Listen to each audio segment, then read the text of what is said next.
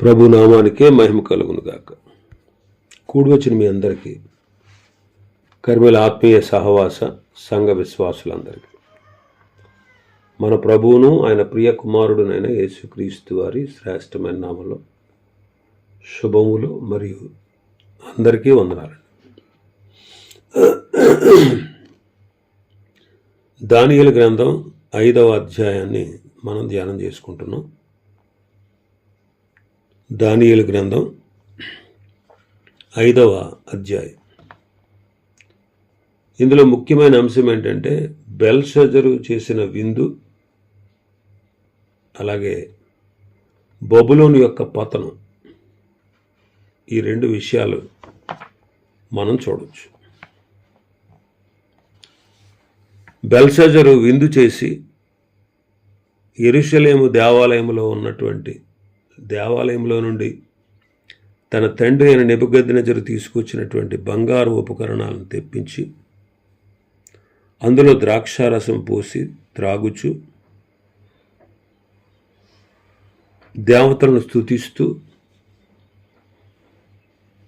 విందు చేసుకుంటూ ఉన్నప్పుడు దేవుని మానవ హస్తం వంటి హస్తపు వేళ్ళు ఆ రాజనగరు గోడ మీద ఏవో రాత రాసినట్టు అతడు చూసి విభ్రాంతి చెందాడు, గడగడ వణికాడు. దాని భావం, దాని అర్థం చెప్పగలిగిన వారు ఎవరైనా ఉన్నారా అని వెతికితే వాళ్ళ దేశంలో ఉన్న జ్యోతిష్కులు, జ్ఞానులు ఎవరు చెప్పలేకపోయారు. అప్పుడు పెద్దరాణి గారు వచ్చి, నీ రాజ్యమందు దానియేలు అనే ఒక ఆయన ఉన్నాడు, నీ తండ్రి కాలంలో నీ తండ్రి అతన్ని హెచ్చించాడు, అందరి మీద అతన్ని అధిపతిగా చేశాడు, అతనికి దైవ జ్ఞానం ఉంది, అతన్ని పిలిపించు అన్నప్పుడు రాజు దానియేలును పిలిపించాడు. దానియేలు రాజు సన్నిధికి రప్పించబడ్డాడు. 13వ వచనం నుంచి, అప్పుడు వారు దానియేలును పిలవనంపిరి. అతడు రాగా రాజు ఇట్లనెను, రాజుగు నా తండ్రి యోదయలో నుండి ఇక్కడికి తీసుకుని వచ్చిన చెర సంబంధమగు యూదులలో నుండి దానియేలు నీవే కదా? దేవతల ఆత్మయు వివేకమును బుద్ధియు విశేష జ్ఞానమును నీ యందు ఉన్నవని నిన్ను గూర్చి వింటిని. ఈ వ్రాత చదివి దాని భావం తెలియజెప్పవలనని జ్ఞానులను గారడి విద్య గలవారిని పిలిపించి తిని కానీ వారు ఈ సంగతి యొక్క భావము తెలుపలేకపోయారు. అంతర్భావములను బయలుపరచుటకు, కఠినమైన ప్రశ్నలకు ఉత్తరం ఇచ్చుటకును నీవు సమర్థుడు అని నిన్ను గూర్చి విని ఉన్నాను గనుక ఈ వ్రాతను చదువుటకును దాని భావమును తెలియజెప్పుటకును నీకు శక్యమైన ఎడల నీవు ఓదారంగు వస్త్రము కట్టుకుని మెడను సువర్ణ కంఠభూషణము ధరించుకుని రాజ్యములో 3వ అధిపతిగా ఏలుదువు. దానియేలు రాజు సన్నిధికి వచ్చినప్పుడు దానియేలు నీవే కదా అని అడుగుతున్నాడు. అంటే దానియేలు సంగతి రాజుకు తెలియదు అని అర్థం. ఎందుకు తెలియదు అంటే ఆ రాజు దానియేలు యొక్క దేవుణ్ణి ఎరిగినవాడు కాదు. నెబుకద్నెజరు కాలంలో దేవుడు ఎన్నో కార్యములు చేశాడు. అవన్నీ అతడు ఎరిగిన వాడై ఉండి, ఎరిగి ఉన్నాడో లేదో ఈ అధ్యాయంలోనే మనం చూస్తాం. 22-23 వచనాల్లో చూస్తే, బెల్షస్సరు అతని కుమారుడు వగు నీవు ఈ సంగతి అంతయు ఎరిగియుండియు.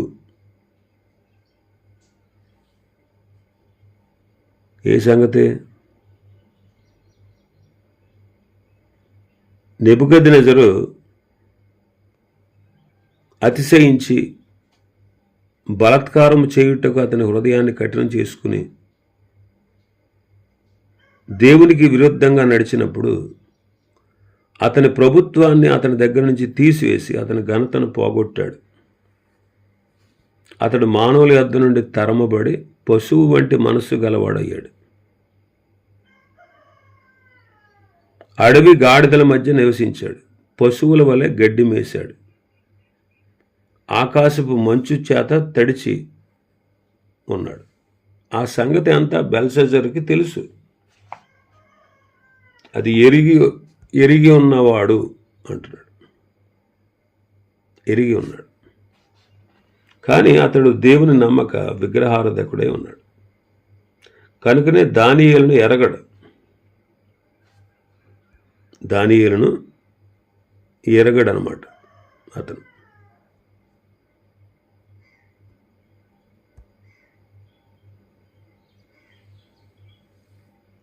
యోహాను మొదటి పత్రికలో మనం చూస్తాం 3వ వచనంలో, 3వ అధ్యాయం 1వ వచనంలో, మనము దేవుని పిల్లలమని పిలువబడినట్లు తండ్రి మనకెట్టి ప్రేమ అనుగ్రహించునో చూడుడి. మనము దేవుని పిల్లలమే. ఈ హేతువు చేత లోకము మనలను ఎరుగదు. ఏలయనగా అది ఆయనను ఎరుగలేదు. లోకం మనల్ని ఎరగదు. ఎందుకంటే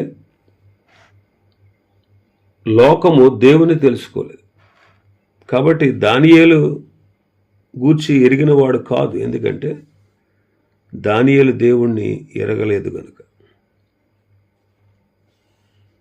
దానియేలుతో అంటున్నాడు 14వ వచనంలో, దేవతల ఆత్మ వివేకము బుద్ధి విశేష జ్ఞానముని అందున్నవని నిన్ను గూర్చి వింటిని అంటున్నాడు. అంటే దానియేలుని గూర్చి మంచి సాక్ష్యాన్ని విన్నాడు.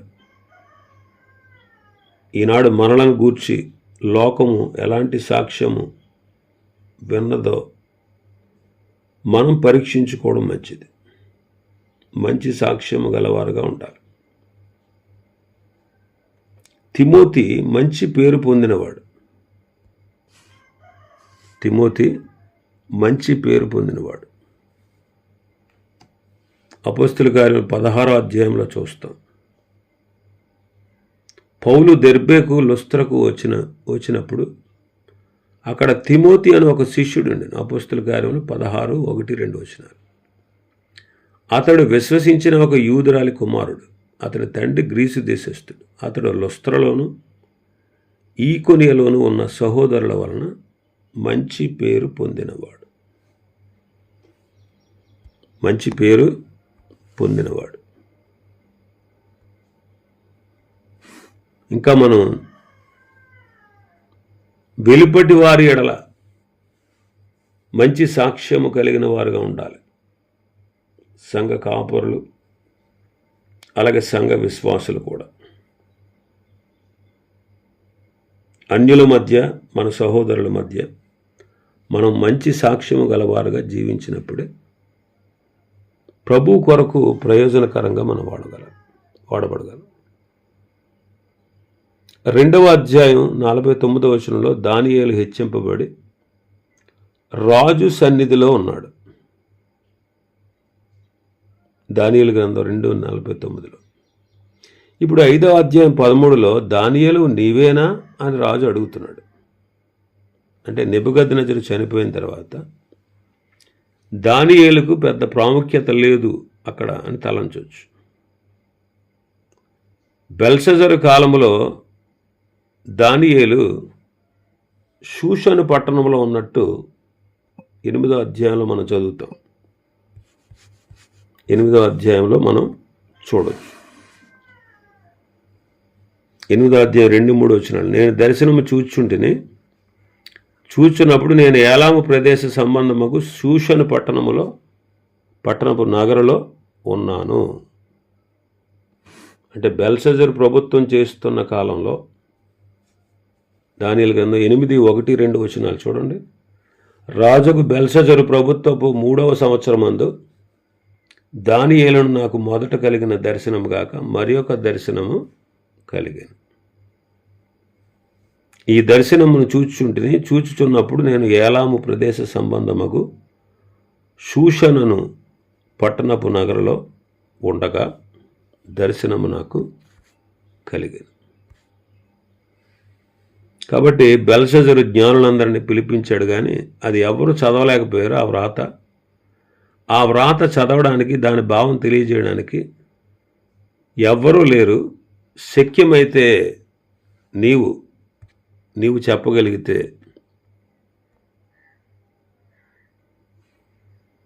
నీవు ఈ విషయాన్ని కనుక, ఈ సంగతి కనుక నువ్వు తెలియజేస్తే,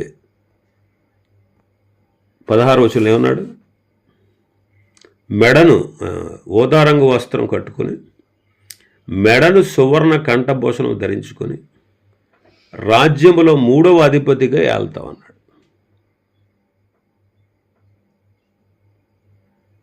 మూడవ అధిపతి అంటే, మొదటి అధిపతి ఏమో నెబోనిడస్, అంటే నెబుకద్నెజరు అల్లుడు. రెండవ అధిపతి బెల్షాజర్. మూడవ అధిపతి దానియేలు. అయితే ఇక్కడ 17వ వచనం నుంచి 23వ వచనం వరకు బెల్షాజరు యొక్క పాపమును దానియేలు తేటగా చెబుతున్నాడు. 17 నుంచి 23. అందుకు దానియేలు ఎట్లనను, నీ దానములు నీ యొద్ద ఉంచుకును, నీ బహుమానములు మరి ఎవరికైనా ఇమ్ము.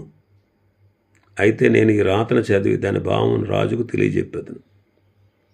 రాజా, చిత్తగించుము, మహోన్నతుడకు దేవుడు మహర్దశను, రాజ్యమును, ప్రభావమును, ఘనతను నీ తండ్రి యగు నెబుకద్నెజరుకు ఇచ్చాను.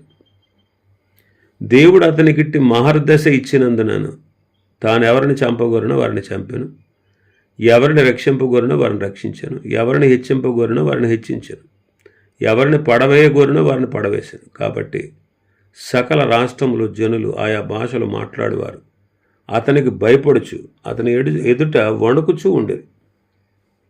అయితే అతని మనస్సును అతిశయించి బలాత్కారం చేయుటకు అతని హృదయాన్ని కఠినం చేసుకొనగా, దేవుడు అతని ప్రభుత్వం అతని వద్ద నుండి తీసివేసి అతని ఘనతను పోగొట్టెను. అప్పుడు అతడు మానవుల యొద్ద నుండి తరమబడి పశువుల వంటి మనస్సు గలవాడాయను. మహోన్నతుడకు దేవుడు మానవుల రాజ్యములలో ఏలుచు ఎవరిని స్థాపింపగోరునో వారిని స్థాపించునని అతడు తెలుసుకునే వరకు అతడు అడవి గాడిదల మధ్య నివసించుచు పశువుల వలె గడ్డి మేయచు ఆకాశం మంచు చేత తడిచిన శరీరము గలవాడైన. బెల్షజరు, అతని కుమారుడగు నీవు ఈ సంగతి అంతా ఎరిగియుండి నీ మనస్సును అణుచుకొనక పరలోకమందున ప్రభువు మీద నిన్ను నీవే హెచ్చించుకుంటువి. ఎట్లనగా నీవును, నీ అధిపతులను, నీ రాణులను, నీ ఉపపత్నులను దేవుని ఆలయ సంబంధమైన ఉపకరణములలో ద్రాక్షారసం పోసి త్రాగవలనని వాటిని తెచ్చించుకొని వాటితో త్రాగుచు చూడనైనను, విననైనను, గ్రహింపనైనను చేతగాని వెండి, బంగారు, ఎత్తడి, ఇనుము, కర్ర, రాయి అని వాటితో చేయబడిన దేవతలను స్తుతించిరి గాని నీ ప్రాణమును, నీ సకల మార్గములను ఏ దేవుని వశంలో ఉన్నవో ఆయనను నీవు గణపరచలేదు. 17వ వచనంలో అంటున్నాడు, నీ దానములు నీ యొద్ద ఉంచుకో, నీ బహుమానాలు ఇంకెవరికైనా ఇవ్వు అంటున్నాడు దానియేలు. అంటే దానియేలు రాజు ఇచ్చే బహుమానాన్ని, ఘనతను ఆశించటలేదు. ఎలీషా కూడా చూడండి, నయమాను ఇచ్చే బహుమానాన్ని తీసుకోలేదు. అబ్రహాము కూడా సొదొమ రాజు ఇచ్చేటువంటి ఆస్తిని తీసుకోలేదు. నిజమైన భక్తులు భౌతికమైన వాటిని ఆశించరు. దానియేలు బిలాము లాంటి వాడు కాదు. కాబట్టి రాజు ఇచ్చే బహుమానాలను, ఘనతను తిరస్కరించాడు.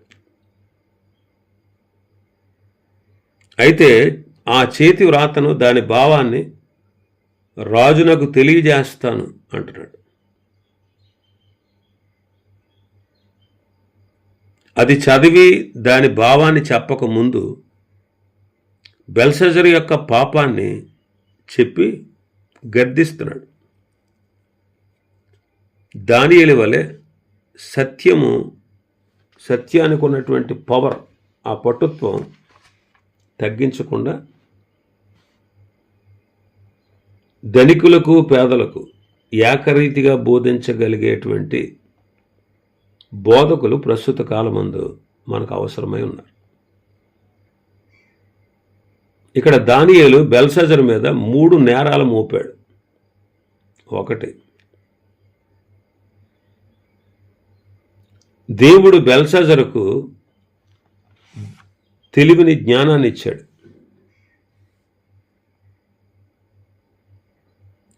అతని తండ్రి ఎలాగ నడిచాడో అది అతనికి తెలుసు. అతని తండ్రికి ఏం జరిగిందో అతనికి తెలుసు. కానీ అతడు ఆ వెలుగులో నడుచుకోలేదు. నెబుకద్నెజరుకు దేవుడు చేసిన దాని అంతటిని అతడు చూశాడు. దాన్ని చూసి కూడా అతడు తన్ను తాను దేవునికి అప్పగించుకోలేదు. తన్ను తాను అణుచుకోకుండా, దేవునికి లోబడకుండా నిర్లక్ష్యం చేశాడు.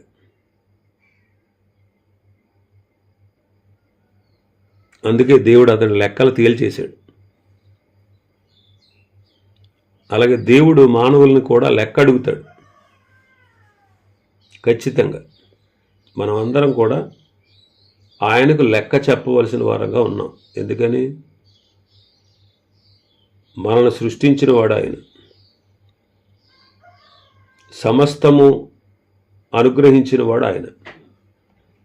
మరి సృష్టించిన వాడికి, సమస్తాన్ని అనుగ్రహించిన వాడికి అధికారం లేదంటారా?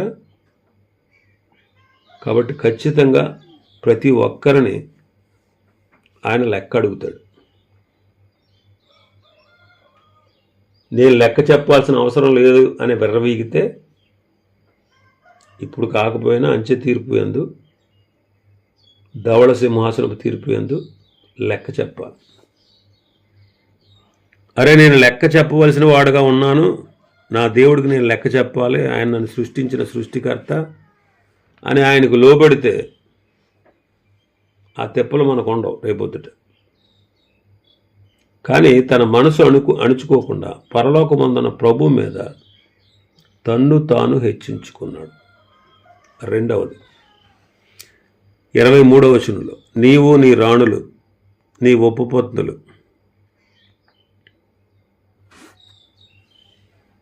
నీ అధిపతులు దేవుని ఆలయ సంబంధమగు పరిశుద్ధ ఉపకరణాల్లో ద్రాక్షారసం పోసి తాగారు.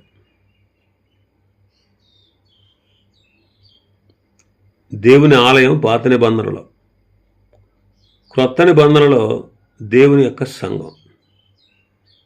మరి ముఖ్యంగా మన దేహమే దేవునికి ఆలయం. మీ దేహము దేవుని ఆలయం అని మీరు ఎరగరా అని పౌలు గారు కొరింథీయులకు రాసిన మొదటి పత్రిక 6వ అధ్యాయం 19వ వచనంలో చెప్పారు. మన దేహము దేవాలయముగా ఉంది. మరి పాత్రలేంటి? మన చేతులు, మన పాదములు, మన హృదయము, మన నోరు, మన మనస్సు, ఇవన్నీ కూడా పాత్రలు అన్నమాట. అవయవాలు ఇవన్నీ పాత్రలు అన్నమాట. ఇవన్నీ కూడా మనం కొన్నిటిని ఘనతకు, కొన్ని ఘనహీనతకు ఉపయోగిస్తాం. కానీ దేవుని ఎరిగినటువంటి మనం ఘనతకు వాడాలి, పరిశుద్ధంగా వాడాలి.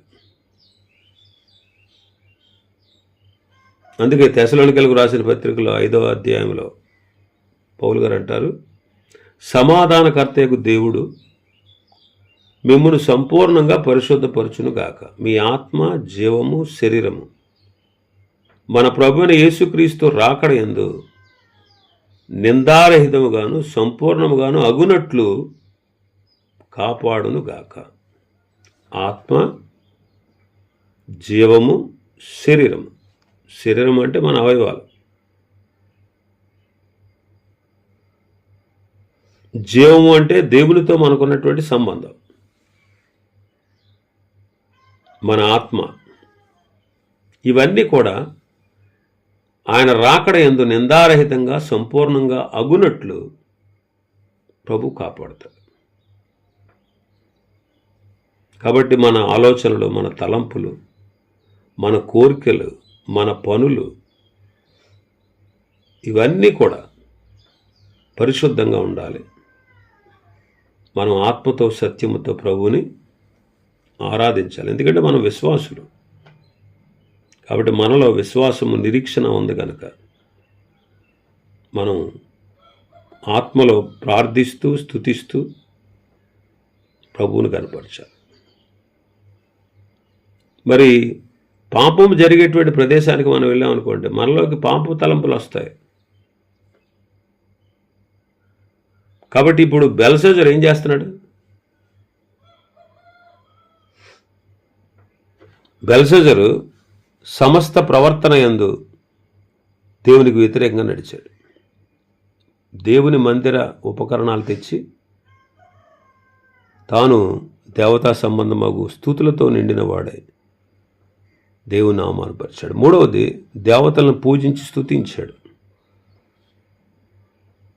ఇప్పుడు మన హృదయంలో దేవతలు అంటే ఏంటి? మన హృదయంలో దేవుని కంటే దేనికి ఎక్కువ ప్రాధాన్యత ఇస్తాము? అదే విగ్రహారాధన, అదే దేవత పూజ. కొలస్సీ పత్రికలో మనం చదువుతాం, విగ్రహారాధన అయిన ధనాపేక్ష అంటాడు. ధనాపేక్ష అనేది ఒక విగ్రహం. దేవుని కంటే దేన్నైతే ఎక్కువగా ప్రేమిస్తామో అదే విగ్రహారాధన అవుతుంది. కాబట్టి మనం అలాంటి పాపం చేయకుండా పూర్ణ హృదయంతో మనం ప్రభువుని ప్రేమించాలి. అన్నిటిలో మనం ప్రభువుకే ప్రాధాన్యత ఇవ్వాలి. అందుకే 23వ వచనంలో ఏమన్నాడు దానియేలు గారు? నీ ప్రాణమును నీ సకల మార్గములను ఏ దేవుని వశములో ఉన్నవో ఆయన నీవు ఘనపరచలేదు అంటాడు. నీ ప్రాణమును నీ సకల మార్గములను ఏ దేవుని వశములో ఉన్నవో ఆయనను నీవు ఘనపరచలేదు. కాబట్టి బెల్షజరు సర్వము ఎరిగి ఉండి కూడా కావాలనే పరలోకపు దేవునికి విరుద్ధంగా పాపం చేసినందున పశ్చాత్తాపడడానికి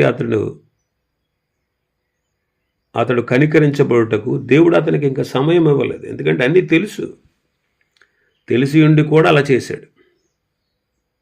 కాబట్టి ఆ రాత్రే రాజు చంపబడ్డాడు. ఆకాను పరిస్థితి చూడండి. ఆకాను కూడా దేవుడు హెచ్చరించాడు, ఒప్పుకోలేదు. వాడు తీర్పు తీర్చబడిన తర్వాత ఒప్పుకున్నాడు. కానీ ఏం ప్రయోజనం? హేరోదు కూడా అలాగే చంపబడ్డాడు. నియమింపబడిన దినమున రాజవస్త్రాలు ధరించుకొని ఒక ప్రసంగం చేస్తే అందరూ వారే వా, ఇది దేవుని స్వరమే కాదు, మానవుని స్వరం కాదంటే ఆడు నేను దేవుణ్ణని అనుకుని విర్రవీగాడు. దేవుని స్తుతించలేదు. అరే నేను మాట్లాడాను, దేవుని స్వరం అంటున్నారేంట్రా? ఇది దేవుడే పలికించాడు కానీ నేను పలికింది కాదు, నన్ను దేవుడి స్థానంలో ఉంచుతారేంట్రా అని తనను తాను తగ్గించుకోలేదు. అందువల్ల పురుగులు పడి ప్రాణం విడిచాడు. దూత ముత్తాడంట, దేవుని దూత వాడిని. కాబట్టి అన్నీ ఎరిగి ఉండి కూడా ఈ బెల్షజరు చేసిన పనిని బట్టి దేవుడు అతన్ని ఆ రాత్రే చంపబడేటట్టు చేశాడు. మిగిలిన విషయాలు ప్రభు చిత్తమైతే రేపు దినం మనం ధ్యానం చేసుకుందాం. దేవుడి వర్తమాన వాక్యాన్ని మన వినికిడిలో ఆశీర్వదించును గాక.